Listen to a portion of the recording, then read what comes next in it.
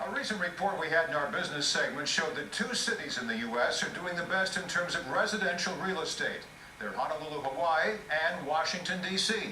Joining me now to discuss the D.C. market is Tierney Plumb from the Washington Business Journal. She's the paper's residential real estate. So is it the D.C.'s having this great comeback from the recession, or have we always been strong around it? Because everybody was taking a hit at some point. D.C.'s coming out of it faster than others, I guess. That's true. I mean, we've always been pretty resilient when it comes to all kinds of real estate, but what we've most recently seen with this report that came out this week is that median sale prices are actually up 24% in November over a year ago, which is great news. I mean, it means that basically home buying is competitive again in our market. That is unbelievable, because one can expect 3, 4, 5% increases. We're seeing hopefully around the rest of the country, although parts of the country are having still a dive compared to the last couple of years. Why such a major jump compared to just last year? Well, I think you look at the more elite parts of DC, which include Calorama, Georgetown, Spring Valley, those areas near American University, and those posted amazing gains, anywhere from 31 to 42% in sales prices. I just think people have faith in those markets, and they seem to be doing very well. Is it still difficult to get a loan? Because while prices are going up, are people paying cash? I mean, cash is king. You don't want to pay cash even if you have it. Banks are being a lot pickier, but I assume that some of this money is starting to shake loose now. It is, and mortgage interest rates, they're up a little bit. They're at about 4.4% right now.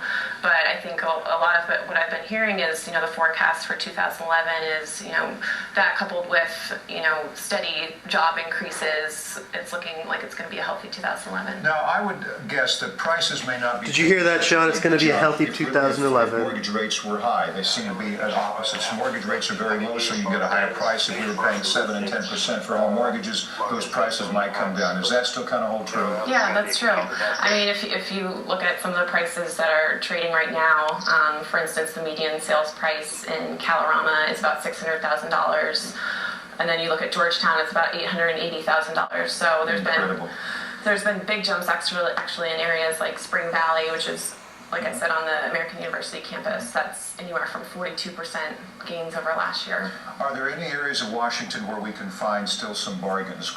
Areas that are just about ready to come Jesus, forward? this report is like... Yeah, actually, inventory right now 5 minutes long. Report states is down 5%. So that means there is actually less supply in the market than there was a year ago. But if you look at areas like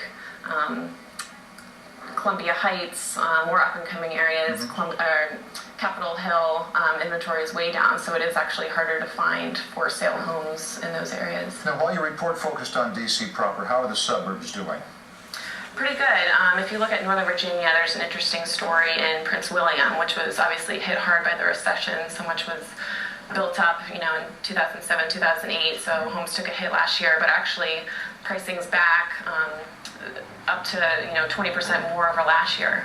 So that's definitely a strong market. Obviously, Fairfax County has always held its own, and well, it's good news if you're either a home buyer or a home seller. It's nice to see the economy coming back, particularly the D.C. market. It's always been sort of an artificial economy, but nobody's complaining about that. It is what it is. So, Tierney Plumb from the Washington Business Journal, thanks for being with us tonight. Thanks for having me. Thanks.